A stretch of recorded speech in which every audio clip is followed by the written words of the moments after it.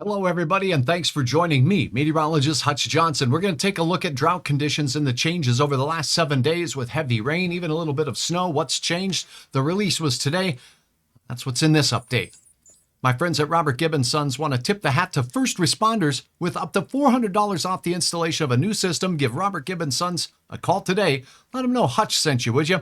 All right, we did get some beneficial rain across the area. Let's take a look at how much. Looking in the Red River Valley, 1 to 2 inches over the last 7 days has fallen. And not all of the snow that we got was accounted in this update from the drought monitor, but I can say parts of northeast Montana getting some beneficial moisture as well. So here's a look at what that means with regards to the drought index, that monitor, and we're comparing side by side 2 weeks. Now, what you're going to notice, this is this week, the release just today. Last week, this is where we stood 1 week ago. So the orange area here, that is a severe drought in the far southeastern corner of the state. That is now erased, but the rest of the state remains the same. A check in on Minnesota and then Montana right quickly here. Minnesota showing that, well, we've seen a ton of change with this, how things were. This is the area of severe drought that has been trimmed back along the north shore substantially right here. We're still in areas of moderate drought, but there was improvement, and the entire western stretch of the state here,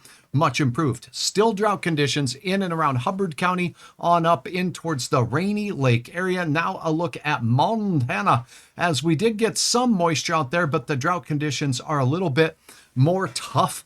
And here's a look at last week, and we see not much change out in the western reaches of Montana. But look in the east, we see a trimming back. Okay, so this was last week, and the drought expands, I should say, for parts of southeast Montana from the orange, which is severe drought, to extreme drought.